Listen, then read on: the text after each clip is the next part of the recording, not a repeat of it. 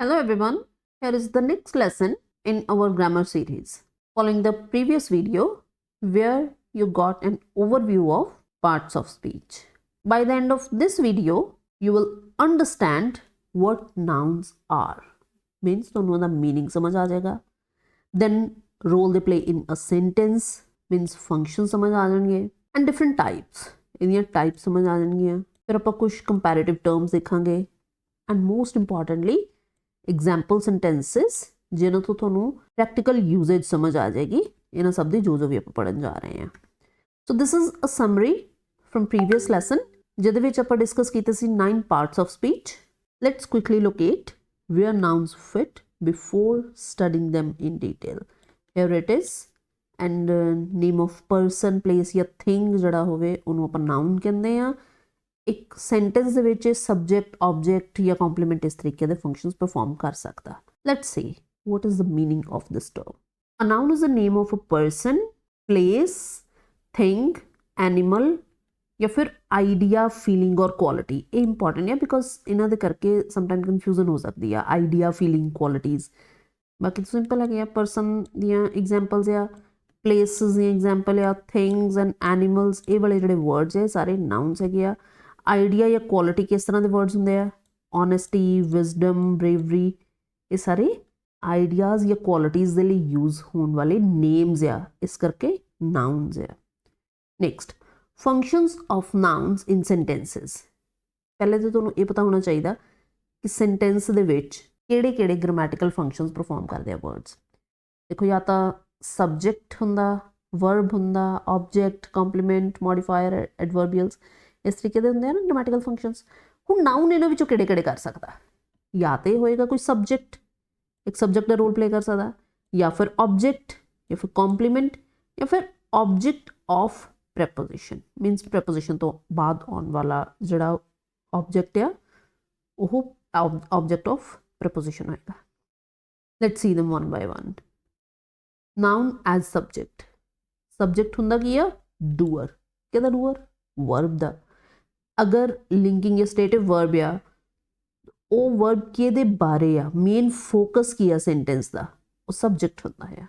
जिस तरह पहले भी गल की ना कि सब तो पहले सेंटेंस विच वर्ब लोकेट करो, फिर देखो कि ये वर्ब जिहड़ी किहदे बारे आ या फिर उस वर्ब नूं कौन कर रहा, वो की होएगा subject. Here Rahul is a noun. Is the name है ना Rahul. Is sleeping. This is a sentence. इस सेंटेंस दे विच वर्ब नूं कौन कर रहा? राहुल. या फिर सेंटेंस किहदे बारे आ? राहुल दे बारे. तो वो की हो गया subject. Punjab is beautiful. Punjab की है name of a place. Noun आ पर ये नाउन इत्थे काम किहदा कर रहा? सबजैक्ट दा. सिमिलरली चिल्ड्रन एंड ऑनेस्टी जिहड़े आ ये सबजैक्ट्स हैगे आ इन्हां दो सेंटेंसिस दे विच. Then noun as object. हुण देखो ऑब्जैक्ट की हुंदा आ. ऑब्जैक्ट हुंदा आ जिहड़ा वर्ब दा एक्शन रिसीव करता. Like here laptop. वर्ब की आ बॉट. बॉट दा डायरैक्ट एक्शन कहते थे आ लैपटॉप ते. तो लैपटॉप की हो गया object. Also laptop is the name of a thing. तो ये नाउन भी है. सो इत्थे जिहड़ा नाउन आ किहदा काम कर रहा? ऑब्जैक्ट दा. Similarly he reads books and she likes music. दे विच books and music both are nouns doing the function of an object. Next, noun as complement. Complement ਹੁੰਦਾ ਕੀ ਆ? Completes. What it completes? Meaning. ਕਿਹਦਾ meaning? Subject ਦਾ, verb ਦਾ ਜਾਂ object ਦਾ. Mainly ਅਸੀਂ subject ਤੇ object ਦੇ ਜਿਹੜੇ complements ਆ ਉਹਨਾਂ ਨੂੰ ਦੇਖਦੇ ਆ. Verb complement ਇੱਕ ਕਾਫੀ different ਔਰ elaborate topic ਹੈ ਜਿਹੜਾ ਕਿ ਆਪਾਂ ਵੱਖਰਾ ਕਰਾਂਗੇ. But right now subject ਤਾਂ ਦੇਖਦੇ ਆ. Subject complement means ਇੱਕ ਇਸ ਤਰ੍ਹਾਂ ਦਾ word ਜਿਹੜਾ सबजैक्ट का मीनिंग कंप्लीट करे. सबजैक्ट तो है पर उस सबजैक्ट का अपने आप कोई मीनिंग निकल नहीं रहा sentence without a certain word और that certain word is complement. किस तरह? Rahul is a teacher. हुण टीचर अगर हटाता जाए इथों Rahul is a, although state किहदे बारे आ? राहुल दे बारे आ और वो सबजैक्ट है इस सेंटेंस का. पर इस सेंटेंस ਨੂੰ ਕੰਪਲੀਟ ਕਰਨ ਲਈ मीनिंगफुल बनाने ਲਈ ਸਾਨੂੰ एक होर वर्ड चाहिए किहड़ा? टीचर ਜਿਹੜਾ ਕਿਹਦੇ ਇਕੁਇਵਲੈਂਟ ਆ ਜਾਂ ਫਿਰ ਕਿਹਦੇ ਬਾਰੇ ਆ ਸਬਜੈਕਟ ਦੇ ਬਾਰੇ तो ये की हो गया सब्जेक्ट कॉम्प्लीमेंट ठीक है इनू ਆਪਾਂ इदां भी कह दिंदे आ कि रीनेम राहुल मतलब ਜਿਹੜਾ कॉम्प्लीमेंट है ना वो रीनेम करदा हुंदा सब्जेक्ट नू नाउन कॉम्प्लीमेंट की करदा रीनेम या फिर डिस्क्राइब ही कर रहा ना उहदे बारे होर दस रहा तो रीनेम और डिस्क्राइब्स द सब्जेक्ट नू रीनेम या डिस्क्राइब करन वाला जिहड़ा वर्ड आ वो की हुंदा कॉम्प्लीमेंट नाउन कॉम्प्लीमेंट अपन कह दें सब्जेक्ट कॉम्प्लीमेंट भी कह सकते हैं next is noun as object of preposition हुण पहले मीनिंग समझ लो की है an object of a preposition is the noun और प्रोनाउन कोई इदा दा वर्ड जिहड़ा नाउन या प्रोनाउन होएगा that comes after a preposition जिहड़ा प्रपोजिशन तो बाद आउंदा और करदा की है कंप्लीट करदा की करदा है कंप्लीट मीनिंग उस प्रपोजिशन दा मीनिंग कंप्लीट करदा जिहड़ा word that is object of preposition for example hair on is the preposition हुण इस प्रपोजिशन तो बाद आने वाला वर्ड किहड़ा आ टेबल मीनस टेबल है किदा दा वर्ड जिहड़ा इस ऑन द मीनिंग कंप्लीट करेगा क्योंकि जे अगर आप इदां कह दईए the book is on what on something होएगा ना तो that something is table here और एक है नाउन जिहड़ा काम कर रहा ऑब्जेक्ट ऑफ प्रपोजिशन दा similarly tree park and bus in these sentences next types of nouns 5 types है नाउन दियां कॉमन नाउन हुंदा है proper collective material and abstract common noun जिहड़ा जनरल चीज़ां दे लई प्लेसिस दे लई पर्सन दे लई यूज़ होवे उहनूं आपां कॉमन नाउन कहंदे आ जिस तरह बॉय जनरली सब दे लई यूज़ हुंदा है ना इस तरह दा वर्ड है जिहड़ा सारिਆਂ ਦੇ ਲਈ यूज़ हो रहा सिटी भी सारिਆਂ ਦੇ ਲਈ सेम नेम सिटीज़ अपने अपने नेम्स अलग ਹੁੰਦੇ ਆ but the World City is use for every place एक कॉमन प्लेस जिन्हों ਆਪਾਂ ਕਹਿੰਦੇ ਆ ਨਾ सिटी नेक्स्ट टीचर भी एक स्पैसिफिक ग्रुप आ और उस ग्रुप के सारे ਜਿਹੜੇ ਆਉਣ ਵਾਲੇ उस ग्रुप ਦੇ ਵਿੱਚ ਆਉਣ ਵਾਲੇ ਆ ਉਹਨਾਂ ਦੇ ਲਈ ਇੱਕ ਨਾउन यूज़ ਕੀਤਾ ਜਾਂਦਾ ਉਹਨੂੰ ਆਪਾਂ कॉमन नाउन कहांगे लाइक टीचर इस तरह रिवर एंड डॉग है नेक्स्ट प्रॉपर नाउन हुण जिस तरह कॉमन नाउन तो जनरली यूज़ होंगे आ स्पैसिफिकली जिहड़े यूज़ होंगे उन्होंने आपां प्रॉपर नाउन कहने आ इस तरह name of a specific person place और थिंग किसी परसन प्लेस या थिंग का जिहड़ा अपना नाम है स्पैसिफिक नाम है या फिर आपां कह दईए गिवन नेम है वो सारे की होंगे proper noun like Punjab India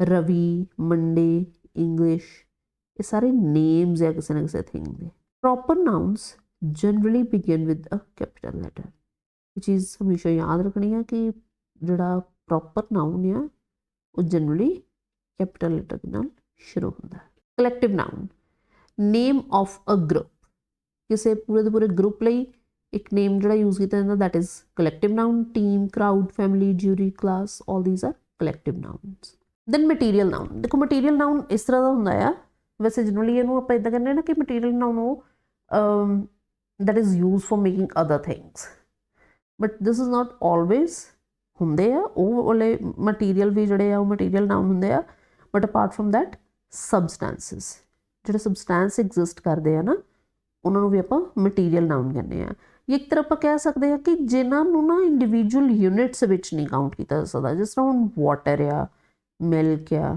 ये सबसटैंसिस है दे सिंपली एग्जिस्ट इस करके उन्होंने अलग नेम हैगा आ इन्हां कैटेगरीज आ दैट इज़ मटीरियल नाउन एक एग्जाम्पल्स है gold water wood milk iron ये सारे या तो कोई मटीरियल है जो तो होर चीज़ां बनाई जा सकदियां या फिर एक सबसटैंस का नेम है next abstract noun quality feeling state और आइडिया इन्हां दे लई जिहड़े वर्ड्स यूज़ होंदे आ उन्हां नूं आपां एब्सट्रैक्ट नाउन कहने आ दे कांट बी टच्ड ठीक है मेन करैक्टरिस्टिक इन्हां दा ही हुंदा जिस तरह ऑनेस्टी है wisdom beauty anger happiness we can touch them but we know they exist right now concrete the abstract the key फर्क होंदा है actually concrete word is an antonym of abstract concrete noun ਉਹ ਹੁੰਦੇ ਆ ਜਿਨ੍ਹਾਂ ਨੂੰ that can be seen, touched, heard, smelled or tasted, but abstract noun ਕਿਹੜੇ ਹੋਣਗੇ ਜਿਹੜੇ quality, feeling, state or idea ਨੂੰ express ਕਰਦੇ ਆ। specifically they cannot be touched. Examples are chair, apple, dog, pen, table, etc. And examples of abstract nouns are love, anger, wisdom, beauty. Simply याद की रखना कि concrete जड़ा touchable, abstract, untouchable. Next, countable and uncountable. इन्हां दे नाल अक्सर many, few, a few, number, कोई specific number इस तरह दे यूज़ किए जा सकते हैं countable nouns दे नाल। many books, few students, 3 apples। और क्योंकि ये काउंट हो सकते हैं इस करके ये 1 भी हो सकते हैं और 1 तो ज़्यादा, 1 हो गए सिंगुलर, 1 तो ज़्यादा हो गए plurals. Next uncountable nouns. Uncountable nouns दे नाल much, little, a little, some ये यूज़ होंगे। हुण ये जिहड़े वर्ड्स है वो आउण वाले होर लैसनस दे विच करांगे। राइट नाउ अपना फोकस नाउन्स ते है। तो अनकाउंटेबल दे नाल मच, लिटल, अ लिटल, सम इस तरह के वर्ड्स यूज़ होंगे। एग्जाम्पल की है water, sugar, advice, furniture, luggage, ये सारे की है अनकाउंटेबल नाउन। नेक्स्ट कुछ अनकाउंटेबल नाउन्स ही है करैक्ट ते इनकरैक्ट यूजेज देखते हैं। देखो एन एडवाइस नहीं कह सकते आप, अ पीस ऑफ एडवाइस होएगा बिकॉज एडवाइस एक अनकाउंटेबल नाउन है। ठीक है। सिमिलरली फर्नीचर्स नहीं होंदा, फर्नीचर होएगा because furniture is also uncountable. तो प्लूरल हमेशा काउंटेबल नाउन से बन सकते हैं। इनफॉर्मेशनस नहीं हो सकता, इनफॉर्मेशन होंदा है। मैनी लगेज नहीं होएगा, मच लगेज होएगा। मच वर्ड जिहड़ा आ अनकाउंटेबल से नाल आउंदा है। इस तो इलावा एक ना होर कन्फ्यूजन हुंदी है, ये है वर्ड एडवाइस। एक हुंदा आ एडवाइस। देखो दोनों च फर्क की है, एक है सी और एक है एस। स्पैलिंग्स दे विच तां ये डिफरेंस है ना। हुण ये जिहड़ा एडवाइस ते एडवाइस आ, इन्हां विचों एक नाउन आ एक वर्ब आ। इनू तुसीं याद किद्दां रखना। देखो अक्सर ये कन्फ्यूजन होंदी है कि एडवाइस असीं लिखिए कि एडवाइस लिखिए। एडवाइस हुंदा आ नाउन। हुण आपां नाउन कर रहे हैं ना एडवाइस, और ये जिहड़ा एडवाइस आ ये हुंदा एक वर्ब। देखो एल्फाबैट्स विच सी पहलां आउंदा कि एस, सी। ठीक है। पार्ट्स ऑफ स्पीच करदे होए आपां पहलां की कर रहे हैं नाउन, तो नाउन पहलां आया इस करके सी वाला पहले, एस एल्फाबैट्स विच बाद चों आउंदा, वर्ब पार्ट्स ऑफ स्पीच दे विच नाउन तो बाद आउंदा। मतलब एक इलॉजिकल जिहा ट्रिक है, पर तुसीं इहनूं इहदे नाल याद रख सकते हैं कि एडवाइस सी वाला जिहड़ा that is the noun and with S it is verb. Noun पहलां आएगा, सी पहलां आउंदा, एस बाद च आउंदा, वर्ब बाद च आएगा। ठीक है। Next how to identify a noun. एक सेंटेंस या सुपोज वो किहड़ा वर्ड नाउन हो सकता अगर तो वो अगे एक आर्टिकल आ रहा आ। ठीक है। आर्टिकल आ सकता ए एन द आ सकता बोलिया मैं जरूर आएगा, ये नहीं है। ठीक है। एक नाउन के अगे एक आर्टिकल आ सकता, एक नाउन नू प्लूरल बनाया जा सकता अगेन बनाया जाता नहीं। ठीक है। So it can become plural. अगर काउंटेबल है तो प्लूरल बन सकता। एंड मोस्ट इंपॉर्टेंटली हू और वॉट। अगर एक सेंटेंस विच हू और वॉट का जिहड़े आंसर दे जिहड़ा देगा, और हू और वॉट के रिगार्डिंग, वर्ब दे regarding. So if I say the children are playing, so playing who are playing children, तो चिल्ड्रन जिहड़े सेंटेंस की होगा सब्जेक्ट। एग्जाम्पल देखिए। फर्स्ट सेंटेंस हैगा Rahul bought a book from the market. पहला तो इन्हां सेंटेंस विचों किहड़े वर्ड्स नाउन है that is Rahul, book, market. और टाइप्स की आ, फर्स्ट दी है प्रॉपर, बुक ते मार्केट दोनों common noun uh. Sentence which इन्हां दा फंक्शन की आ, राहुल का फंक्शन है सब्जेक्ट, बुक का फंक्शन है ऑब्जेक्ट, तो मार्केट का फंक्शन है ऑब्जेक्ट ऑफ प्रैपोजिशन। देखो जिहड़ा भी आपां डेफिनेशनस पढ़े, मीनिंग पढ़े, उन सब नूं ना इन्हां इत्थे यूज़ कर करके देखो। ऑब्जेक्ट ऑफ प्रैपोजिशन की पढ़िया सी कि जिहड़ा वर्ड प्रैपोजिशन तो बाद आए और प्रैपोजिशन का मीनिंग कंप्लीट करे। फ्रॉम तो बाद आ रहा ना मार्केट, बाद आना एक है, बट उस तो ज़्यादा इंपॉर्टेंट ये है कि from the meaning complete market कर रहा है। तो ऑब्जेक्ट ऑफ प्रैपोजिशन की हो गया मार्केट। पर मार्केट है नाउन अगर दूसरे साइड तो देखा जाए पार्ट्स ऑफ स्पीच दे। देखो ਤੁਹਾਨੂੰ ਮੈਂ ਪਹਿਲੇ ਵਾਲੇ ਜਿੰਨੇ ਵੀ ਹੁਣ ਤੱਕ ਅਗਰ ਤੁਸੀਂ ਇੱਕ ਸੀਰੀਅਲ ਆਰਡਰ ਦੇ ਵਿੱਚ ਦੇਖ ਰਹੇ ਹੈ ਨਾ ਗ੍ਰਾਮਰ ਦੇ ਲੈਸਨਸ, ਆਈ ਮੀਨ ਸਮ ਟਾਈਮ ਤਾਂ ਐਗਜ਼ਾਮਪਲਸ ਤਾਂ ਸੇਮ ਚਲੋ ਘੱਟ ਹੁੰਦਾ, ਜਿਹੜਾ ਮੀਨਿੰਗ ਦੇ ਲਈ ਸਲਾਈਡਸ ਹੈ ਨਾ ਉਹ ਵੀ ਮੈਂ ਸਮਟਾਈਮ ਸੇਮ ਹੀ ਯੂਜ਼ ਕਰਦੀ ਹਾਂ। ਵਾਈ? ਬਿਕੋਜ਼ ਜਿੰਨੀ ਵਾਰੀ ਤੁਸੀਂ ਚੀਜ਼ ਨੂੰ ਰਿਵਾਈਜ਼ ਕਰਦੇ, ਜਿੰਨੀ ਵਾਰੀ ਤੁਸੀਂ ਉਸ ਚੀਜ਼ ਨੂੰ ਡਿਫਰੈਂਟ ਐਂਗਲ ਤੋਂ ਸਮਝਦੇ ਆ। ਹੁਣ ਸਭ ਤੋਂ ਪਹਿਲੇ ਜਿਹੜਾ ਲੈਸਨ ਕੀਤਾ ਸੀ that is complete overview of English grammar, ਉਹਦੇ ਵਿੱਚ ਇੱਕ ਪੁਆਇੰਟ ਆਪਾਂ ਸਟਾਰਟ ਕੀਤਾ ਸੀ। ਕੀ ਸਟਾਰਟ ਕੀਤਾ ਸੀ ਕਿ sentence can be analysed from 2 point of views ਜਾਂ ਫਿਰ 2 ways। A sentence can be analysed in 2 ways, 2 different ways। ਕਿਹੜਾ ਸੀ? ਇੱਕ ਸੀਗਾ ਪਾਰਟਸ ਆਫ ਸਪੀਚ ਵਾਲਾ, ਇੱਕ ਸੀਗਾ ਗ੍ਰਾਮੈਟੀਕਲ ਫੰਕਸ਼ਨ ਵਾਲਾ। ਉਹ ਹੀ ਅੱਗੇ ਕਈ ਲੈਸਨਸ ਦੇ ਵਿੱਚ ਯੂਜ਼ ਕੀਤਾ। ਓਬਵੀਅਸਲੀ ਯੂਜ਼ ਹੋਏਗਾ ਵੀ, ਕਿਉਂਕਿ ਆਪਾਂ ਕੰਟੀਨਿਊਸ਼ਨ ਦੇ ਵਿੱਚ ਪੜ੍ਹ ਰਹੇ ਹਾਂ ਤੇ ਸੇਮ ਹੀ ਤਾਂ ਚੀਜ਼ਾਂ ਹੁੰਦੀਆਂ ਆ। ਹੁਣ ਅਗਰ ਸੈਂਟੈਂਸ ਨੂੰ ਤੁਸੀਂ ਪਾਰਟਸ ਆਫ ਸਪੀਚ ਦੇ ਪੁਆਇੰਟ ਆਫ ਵਿਊ ਤੋਂ ਦੇਖੋਗੇ ਤੇ ਪ੍ਰੋਪਰ ਕਾਮਨ ਨਾਊਨਸ ਹੋ ਗਏ, ਪਰ ਅਗਰ ਤੁਸੀਂ ਉਹਦੇ ਗ੍ਰਾਮੈਟੀਕਲ ਫੰਕਸ਼ਨਸ ਦੇਖੋਗੇ ਤਾਂ ਸਬਜੈਕਟ ਆਬਜੈਕਟ ਪ੍ਰਪੋਜੀਸ਼ਨ ਹੋ ਗਏ। ਠੀਕ ਹੈ, ਇਸ ਤਰੀਕੇ ਨਾਲ ਨਵਾਂ ਸਿੱਖ ਰਹੇ ਹਾਂ ਤਾਂ ਕਰਕੇ ਤੁਹਾਨੂੰ ਲੈਂਥੀ ਲੱਗਦਾ ਹੈ ਨਾ, ਤਾਂ ਕਰਕੇ ਆਪਾਂ ਨੂੰ ਇੱਕ ਸੈਂਟੈਂਸ ਤੇ ਇੰਨਾ ਟਾਈਮ ਦੇਣਾ ਪੈ ਰਿਹਾ, ਇੱਕ ਟੌਪਿਕ ਤੇ ਟਾਈਮ ਦੇਣਾ ਪੈ ਰਿਹਾ। ਅਦਰਵਾਈਜ਼ ਜੋ ਤੁਸੀਂ ਬਾਰ-ਬਾਰ ਇਹਨਾਂ ਚੀਜ਼ਾਂ ਨੂੰ ਕਰਕੇ ਜਾਓਗੇ ਨਾ ਔਰ ਐਗਜ਼ਾਮਸ ਵਗੈਰਾ ਦੇ ਵਿੱਚ ਜਾਂ ਫਿਰ ਸਮਟਾਈਮ ਰੀਡਿੰਗ ਕਰਦਿਆਂ ਹੋਇਆਂ ਕਿਤੇ ਸੈਂਟੈਂਸ ਦੇਖੋਗੇ ਤੁਹਾਨੂੰ ਵੈਸੇ ਹੀ ਮਾਈਂਡ 'ਚ ਕਲਿੱਕ ਹੋ ਜਾਂਦਾ। ਮੀਨਸ ਅੰਡਰਸਟੂਡ ਹੁੰਦਾ ਹੀ ਆ ਚੀਜ਼ਾਂ, ਅੰਡਰਸਟੂਡ ਇੱਦਾਂ ਹੁੰਦੀਆਂ ਕਿਉਂਕਿ ਪਹਿਲੇ ਉਹਨਾਂ ਨੂੰ ਬਹੁਤ ਵਾਰੀ ਕੀਤਾ ਹੋਇਆ ਹੁੰਦਾ। ਓਕੇ, ਸੋ ਨੈਕਸਟ, ਦ ਟੀਚਰ ਗੇਵ ਦ ਸਟੂਡੈਂਟਸ ਹੋਮਵਰਕ। ਇੱਥੇ ਟੀਚਰ, ਸਟੂਡੈਂਟਸ, ਹੋਮਵਰਕ ਨਾਊਨ ਹੋ ਗਏ ਨਾ। ਕਿਹੜੇ ਨਾਊਨ ਆ? Common, uncountable. Homework uncountable known ਆ। ਠੀਕ ਹੈ, ਸਬਜੈਕਟ ਆਬਜੈਕਟ ਦੇ ਇਹ ਕੰਮ ਕਰ ਰਹੇ ਆ। ਆਬਜੈਕਟ ਇਹ ਡਾਇਰੈਕਟ ਇਨਡਾਇਰੈਕਟ ਆਬਜੈਕਟ ਆਪਾਂ ਡਿਟੇਲ 'ਚ ਕੀਤਾ ਹੋਇਆ ਇੱਕ ਕਿਸੇ ਹੋਰ ਲੈਸਨ ਦੇ ਵਿੱਚ। Next, Punjab is a beautiful state. Punjab ਕੀ ਆ? ਪ੍ਰੋਪਰ ਨਾਊਨ ਆ, ਸਬਜੈਕਟ ਦਾ ਕੰਮ ਕਰ ਰਿਹਾ। ਇਸੇ ਤਰ੍ਹਾਂ ਹਰ ਇੱਕ ਵਰਡ ਨੂੰ ਤੁਸੀਂ ਧਿਆਨ ਨਾਲ ਦੇਖਣਾ ਇਹਨਾਂ ਐਗਜ਼ਾਮਪਲਸ ਵਿੱਚ। Honesty is a great ਵਰਚੂ।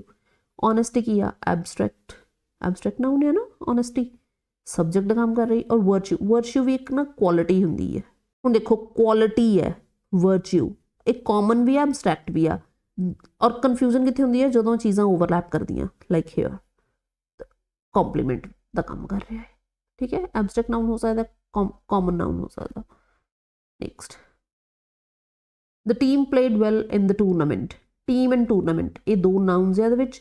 ਇੱਕ ਹੈਗਾ ਕਲੈਕਟਿਵ, ਦੂਸਰਾ ਹੈ ਕਾਮਨ। ਇੱਥੇ ਜਦੋਂ ਮੈਂ ਤੁਹਾਨੂੰ ਇੱਕ ਦਾ ਰੀਡ ਕਰ ਰਹੀ ਹਾਂ ਨਾ, ਟੀਮ, ਕਲੈਕਟਿਵ, ਨਾਲ ਹੀ ਤੁਹਾਡੇ ਮਾਈਂਡ 'ਚ ਆਉਣਾ ਚਾਹੀਦਾ ਕਿ ਕਲੈਕਟਿਵ ਨਾਊਨ ਹੁੰਦਾ ਕੀ ਹੈ, ਇੱਕ ਪੂਰੇ ਗਰੁੱਪ ਲਈ ਯੂਜ਼ ਹੋਣ ਵਾਲਾ। ਠੀਕ ਹੈ, ਜਦੋਂ ਵੀ ਕੋਈ ਡੈਫੀਨੇਸ਼ਨ ਪੜ੍ਹਦੇ ਹਾਂ, ਮੀਨਿੰਗ ਪੜ੍ਹਦੇ ਹਾਂ, ਨਾਲ ਹੀ ਉਹਦੀ ਐਗਜ਼ਾਮਪਲਸ ਕਰਨ ਦਾ ਫਾਇਦਾ ਇਹ ਹੁੰਦਾ ਕਿ ਸਾਨੂੰ ਮਾਈਂਡ 'ਚ ਪੂਰੀ ਤਰ੍ਹਾਂ ਕਲੀਅਰ ਹੋ ਜਾਂਦੀ ਹੈ ਚੀਜ਼। ਸਬਜੈਕਟ ਤੇ ਟੂਰਨਾਮੈਂਟ ਜਿਹੜਾ ਆ ਆਬਜੈਕਟ ਆਫ ਪ੍ਰੈਪੋਜੀਸ਼ਨ ਆ। India elected a new president.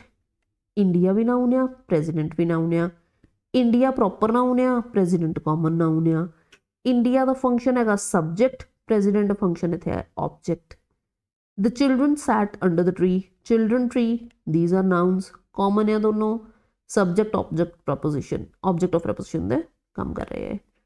then gold is material noun, metal is common noun। ਠੀਕ ਹੈ, ਦੇਖੋ ਇੱਦਾਂ ਮੈਟਲ ਹੁਣ ਕਾਮਨ ਕਿਉਂ ਆ? ਕਿਉਂਕਿ ਮੈਟਲ ਇੱਕ ਜਨਰਲ ਟਰਮ ਆ। ਜਿਊਰੀ ਕਲੈਕਟਿਵ ਆ। ਡਿਸੀਜਨ ਇੱਕ ਐਬਸਟਰੈਕਟ ਨਾਊਨ ਆ।